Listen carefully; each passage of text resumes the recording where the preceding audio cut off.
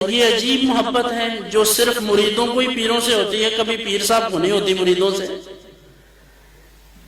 میں ان غریبوں سے کہتا ہوں کہ غریبوں کبھی یہ بھی سوچو آپ کی غربت سے آپ کے پیر صاحب کو محبت کیوں نہیں ہو جاتی؟ وہ آپ کی روٹی کے لیے کیوں نہیں کوشش کرتے؟ ہمیشہ مرید ہی کیوں کوشش کرتے ہیں؟ یہ ہماری عقل میں کمی ہے، ہمیں نہیں پتہ چلتا۔ یہ ہمیں تب پتہ چلے گا جب ہم اللہ کے دین کے ساتھ کھڑے ہوں گے۔ اللہ کا دین ہمیں بتائے گا کہ کیا صحیح اور کیا غلط ہے۔ اللہ کرے کہ ہمارے پیروں کو غریبوں سے بھی محبت ہو جائے، جیسے ہمارے مریدین کو پیروں سے محبت ہے، ایسی محبت پیروں کو بھی غریبوں سے ہو جائے۔ اور حضور علیہ السلام نے تو غریبوں کے لیے بڑی خوشخبری ارشاد فرمائی تھی، اور ارشاد فرمایا تھا کہ میری امت کے جو غریب ہیں وہ امراء سے، اہل ثروت سے 500 برس پہلے جنت میں چلے جائیں گے۔ ہمیں اس سے بڑھ کر اور کیا چاہیے کہ حضور علیہ السلام نے غربت کو پسند فرمایا۔ تو آپ یہ دعا کیا کریں کہ ہم اتنی غربت میں نہ جائیں کہ ہم دین سے دور ہو جائیں، بس ہمارے احوال، ہمارے معاملات چلتے رہیں اور اللہ ہمیں غریبوں میں اٹھائے، اور اللہ تعالی ہمارے اس معاشرے پر رحم و کرم فرمائے، اور ہماری اس غریب عوام کو اللہ یہ شعور عطا فرمائے کہ ان کے لیے پیر خانوں کی خدمت سے پہلے اپنے گھر کی خدمت فرض ہے۔ اللہ کے رسول صلی اللہ علیہ وآلہ وسلم نے ارشاد فرمایا، جب کسی نے عرض کیا تھا یا رسول اللہ سب سے بہترین صدقہ کون سا ہے؟ ارشاد فرمایا وہ جو تو اپنے گھر والوں پر خرچ کرے۔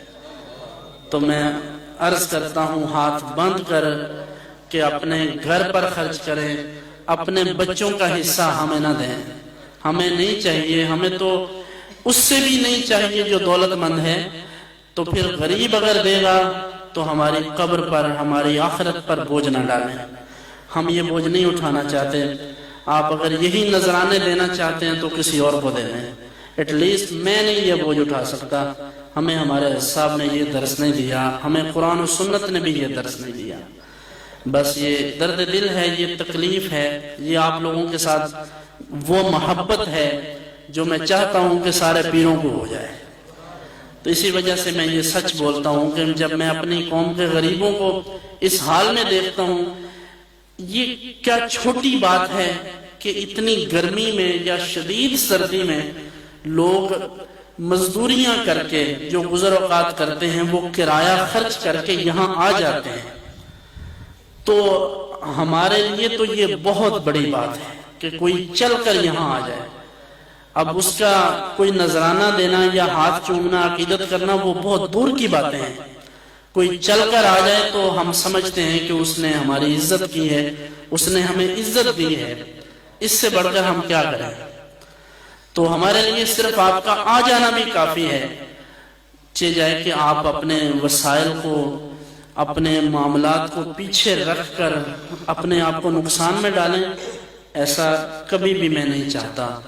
میری دعا ہے کہ اللہ ہمارے جو غریب ہیں انہیں اللہ آسانیاں دے، جو مقروض ہیں اللہ ان کو قرضے سے فارغ فرمائے، اور جنہیں مشکلات ہیں اللہ ان کی مشکلات دور فرمائے۔